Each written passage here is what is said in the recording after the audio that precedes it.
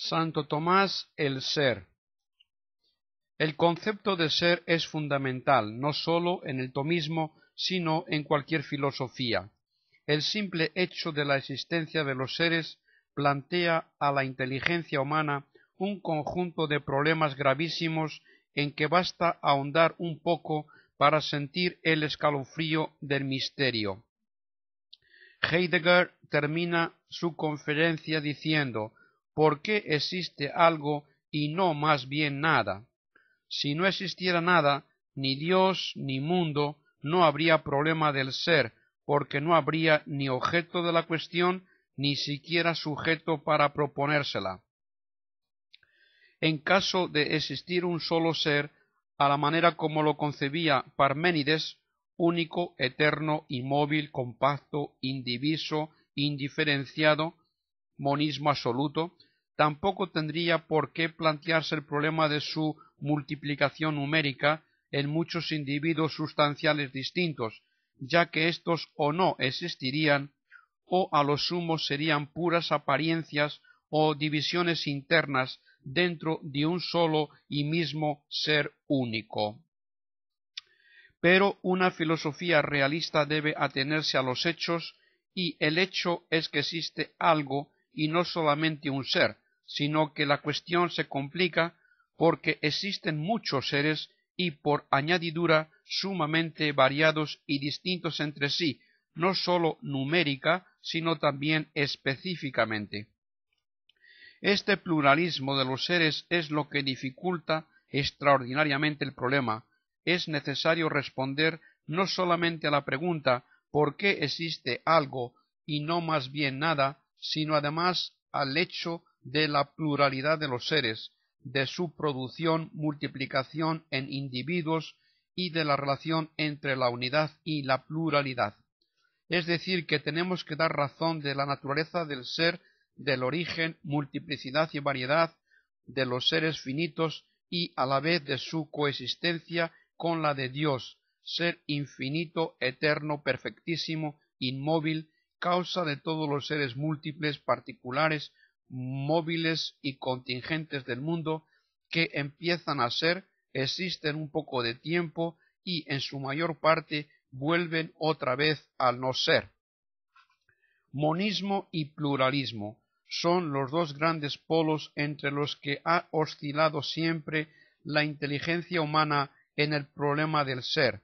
No podemos percibir directamente el ser uno e infinito que es Dios, sino los seres múltiples, plurales y móviles del mundo, que son los que vemos y sentimos, siendo nosotros mismos uno de ellos y experimentando en nosotros sus caracteres de finitud, contingencia, composición y movilidad.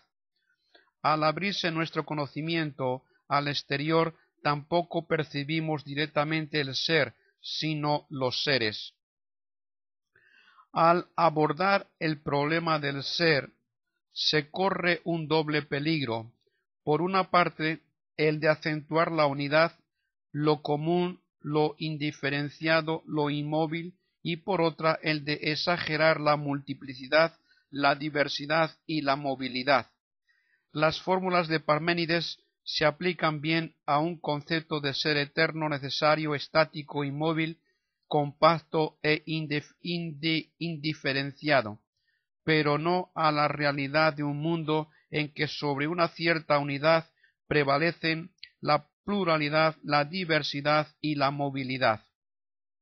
Responden a un concepto abstracto del ser en que se hace resaltar lo común, lo unívoco, lo indiferenciado, con detrimento de otros caracteres complementarios diferentes. Otras fórmulas, como las de Plotino y los neoplatónicos, subrayan fuertemente el acto y la univocidad, y en cambio atenúan o casi llegan a suprimir la diversidad, la movilidad y la potencialidad. Para obtener un concepto exacto y real del ser, es necesario equilibrar armónicamente ambos aspectos.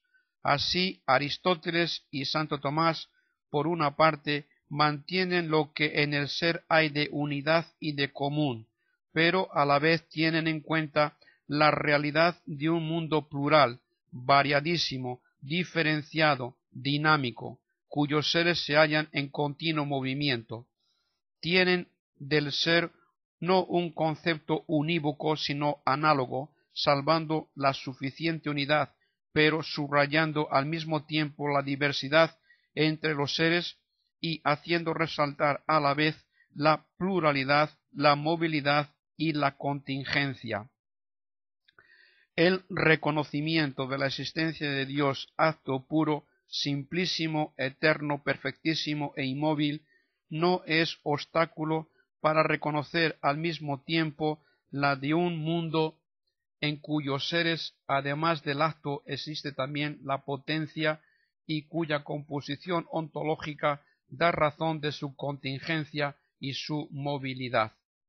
Tampoco es legítimo ni realista formular un concepto de ser con vistas a su aplicación inmediata a Dios, relegando a un plano secundario lo que corresponde a las criaturas del mundo sensible. Existe el ser y podemos conocerlo de varias maneras, porque por los sentidos nos ponemos en comunicación con los seres reales, en su infinita multiplicidad y variedad, mediante los accidentes que impresionan nuestra sensibilidad. Por la inteligencia nos elevamos mucho más, llegando a un conocimiento científico mediante la elaboración de conceptos universales de esos mismos seres y penetrando en sus esencias. Podemos también elevarnos hasta el concepto mismo de ser, y esto de dos maneras. El ser es lo primero que aprendemos con nuestra inteligencia, pero al principio lo percibimos tan solo de una manera confusa, indiferenciada, sin distinguir los matices que diversifican a los seres entre sí. Este primer conocimiento es precientífico, común a todos los hombres sabios e ignorantes, pero es la base de todos nuestros conocimientos intelectuales. Hay otro concepto del ser, al cual llega el entendimiento mediante la abstracción en su máximo grado, prescindiendo de todas las diferencias formales que distinguen y diversifican a los variadísimos seres particulares, considerando en ellos nada más que su razón de ser. De esta manera se obtiene el concepto universalísimo del ser en común, que es el objeto propio de la filosofía primera. Es un conocimiento científico a base del cual formulamos las propiedades del ser en cuanto tal, aplicables análogamente a todos los seres.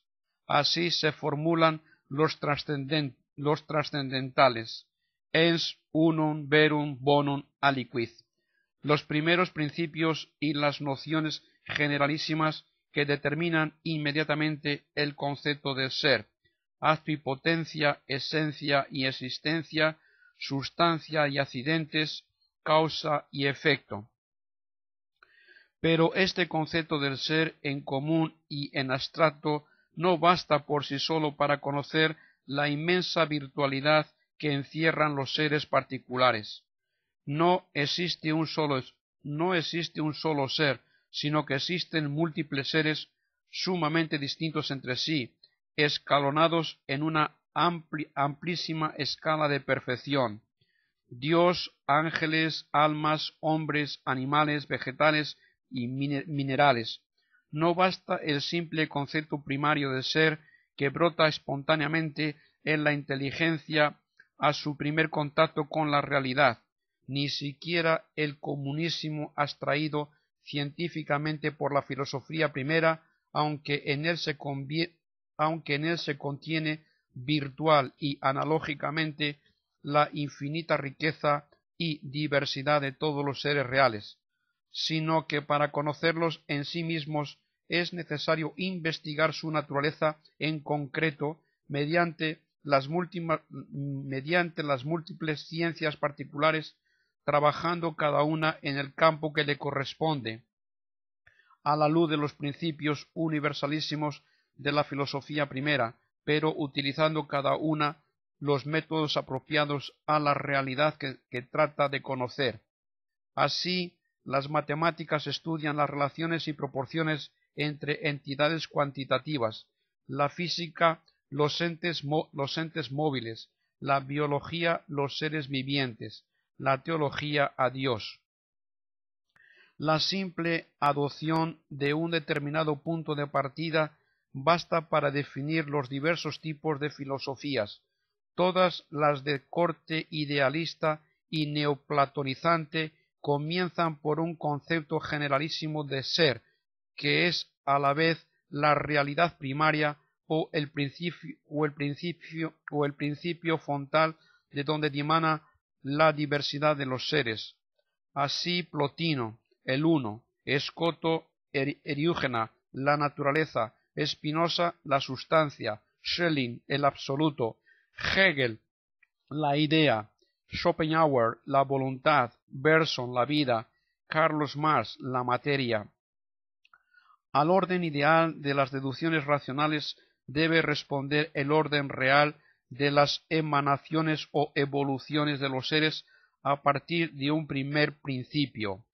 Pero una filosofía de orientación realista tiene que comenzar por no cargar el acento sobre el ser, sino sobre los seres. En la realidad no existe el primero, sino los segundos. Nuestra percepción primaria no va del ser a los seres, sino a la inversa. De los seres al ser, en cualquiera de los dos sentidos en que podamos tomar esta palabra. Si se trata del concepto comunísimo de ser, no es una percepción primaria, sino que es preciso elaborarlo por abstracción conforme a los procedimientos de la filosofía primera.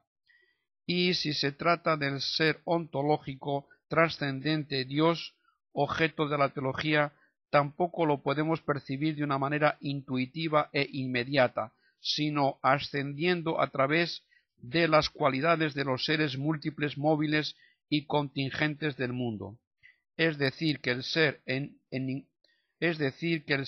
ninguno de estos dos sentidos puede servir como punto de partida para la filosofía.